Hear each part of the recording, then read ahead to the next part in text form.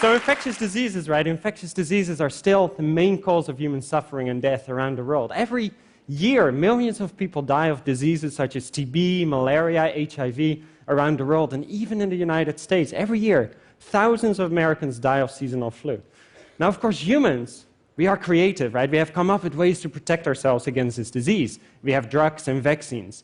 And, we're conscious. We learn from our experiences and come up with creative solutions. We used to think we're alone in this, but now we know we're not. We're not the only medical doctors. Now we know that there's a lot of animals out there that can do it too. Most famous, perhaps, chimpanzees. Not so much different from us. They can use plants to treat their intestinal parasites. But the last few decades have shown us that other animals can do it too. Elephants, porcupines, sheep, goats, you name it. And even more interesting than that is that recent discoveries are telling us that insects and other little animals with smaller brains can use medication too.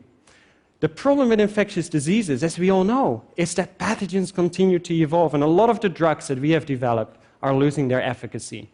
And therefore, there's this great need to find new ways to discover drugs that we can use against our diseases. Now, I think that we should look at these animals, and we can learn from them how to treat our own diseases. As a biologist, I have been studying monarch butterflies for the last 10 years. Now, monarchs are extremely famous for their spectacular migration from the US and Canada down to Mexico every year, where millions of them come together. But it's not why I started studying them. I study monarchs because they get sick. They get sick like you, they get sick like me. And I think what they do can tell us a lot about drugs that we can develop for humans. Now, the parasites that monarchs get infected with are called Ophiocystis electrosclera, a mouthful. What they do is they produce spores, millions of spores on the outside of the butterfly that is shown as little specks in between the scales of the butterfly. And this is really detrimental to the monarch. It shortens their lifespan, it reduces their ability to fly, it can even kill them before they're even adults. Very detrimental parasite. As part of my job, I spend a lot of time in the greenhouse growing plants. And the reason for this is that monarchs are extremely picky eaters. They only eat milkweed as larvae.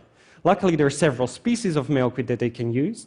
And all these milkweeds have cardenolites in them. These are chemicals that are toxic. They're toxic to most animals, but not to monarchs. In fact, monarchs can take up the chemicals, put it in their own bodies, and that makes them toxic against their predators, such as birds. And what they do then is advertise this toxicity through their beautiful warning colorations with this orange, black, and white. So what I did during my job is grow plants in the greenhouse, different ones of them, different milkweeds. Some were toxic, including the tropical milkweed, has very high concentrations of these cardenolites, and some were not toxic. And then I fed them to monarchs. Some of the monarchs were healthy, they had no disease, but some of the monarchs were sick, and what I found is that some of these milkweeds are medicinal, meaning they reduce the disease symptoms in the monarch butterflies, meaning these monarchs can live longer when they are infected when feeding on these medicinal plants. And when I found this, I had this idea, and a lot of people said it was a crazy idea, but I thought, what if monarchs can use this, right? What if they can use these plants as their own form of medicine? What if they can act as medical doctors? So my team and I started doing experiments. In the first types of experiments, we had caterpillars and gave them a choice, medicinal milkweed versus non-medicinal milkweed.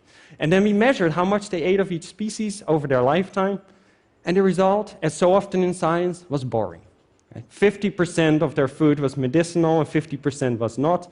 These caterpillars didn't do anything for their own welfare. So then we moved on to adult butterflies, and we started asking the question, whether it's the mothers that can medicate their offspring. Can the mothers lay their eggs on medicinal milkweed that will make their future offspring less sick?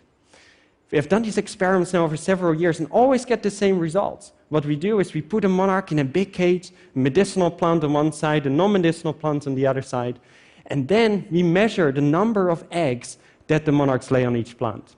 And what we find when we do that is always the same. What we find is that the monarchs strongly prefer the medicinal milkweed. In other words, what these females are doing is they're laying 68% of their eggs on the medicinal milkweed. Intriguingly, what they do is they actually transmit the parasites when they're laying the eggs. They cannot prevent this. They can also not medicate themselves. But what these experiments tell us is that these monarchs, these mothers, can lay their eggs on medicinal milkweed that will make their future offspring less sick. Now, this is a really important discovery, I think, not just because it tells us something cool about nature, but also because it may tell us something more about how we should find drugs. Now, these are animals that are very small, and we tend to think of them as very simple. They have tiny little brains, yet they can do this very sophisticated medication. Now, we know that even today, most of our drugs derive from natural products, including plants. And in indigenous cultures, traditional healers often look at animals to find new drugs. In this way, elephants have told us how to treat stomach upset, and porcupines have told people how to treat bloody diarrhea. What I think is important, though, is to move beyond these large-brained mammals and give these guys more credit, these simple animals, these insects that we tend to think of as very, very simple with tiny little brains. The discovery that these animals can also use medication opens up completely new avenues.